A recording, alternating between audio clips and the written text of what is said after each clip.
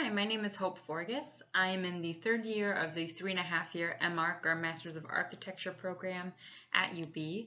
My current exposure to sustainability comes from my job. I am a graduate research assistant in the Resilient Buildings Lab in the School of Architecture and Planning.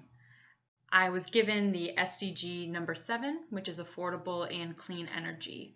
And when I started to really dive into this research, I figured out that those words are really big buzzwords right now in politics, in fossil fuel industry, and also in the architectural industry. So I really wanted to get down to the core academic research aspect of this and figure out why it's so important in terms of research.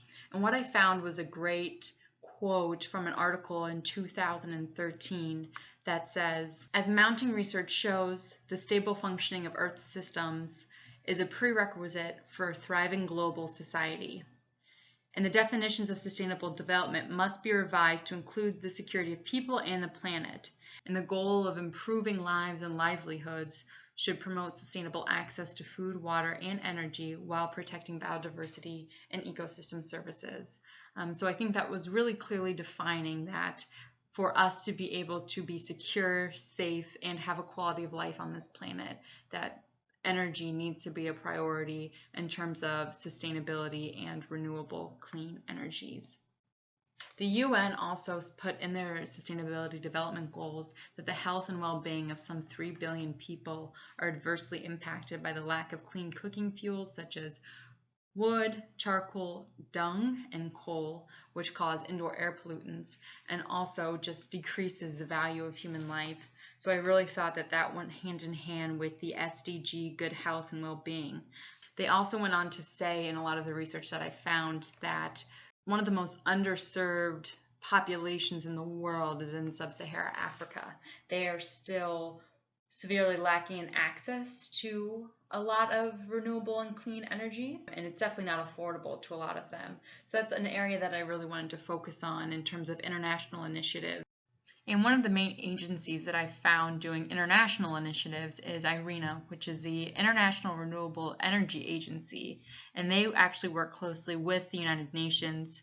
They are an organization that includes 160 countries, including the US, and they also work with the EU as well. Their main focus right now is clean energy corridors, or CECs. They have 3 that they're working on, one in Central America out of Panama, which was their pilot program, one in West Africa, and one in Central Africa. The one in Central Africa is the Africa Clean Energy Corridor, and we will be talking about that as a case study. And so one of the first things that IRENA does is they come in and they establish different zones that would be best suited to harness different clean energy initiatives. So the best places for wind, best places for solar, or geothermal zones. I'm not going to go through all of them, but the other thing that I thought IRENA does, which is helpful, is they establish long-term energy planning support, which is usually in the form of regional training workshops, where they help to build self-sufficiency in these zones. So they actually support the local population to be able to implement these different energies and to maintain them over time. So one of the reasons why I found this to be so important is a study that I saw in 2019 said that a lot of the initiatives done in Africa are actually being limited because there's actually a lack of skilled manpower. So the fact that IRENA implements these workforce trainings can help to solve one piece of that problem.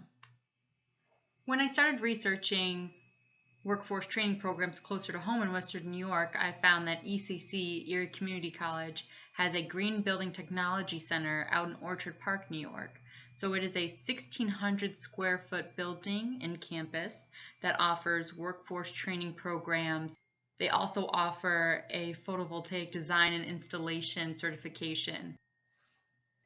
And what I found is that the programs that ECC is implementing and IRENA is implementing in Africa really closely aligns itself with the SDG number 11, which is sustainable cities and communities. So putting those programs in place really help empower local citizens and the people who live there to really make it a more sustainable place and ultimately better themselves and their communities through that. So that is a quick look at some of the research that I did when going into affordable and clean energy. I hope you got something out of it and were interested in everything that I found.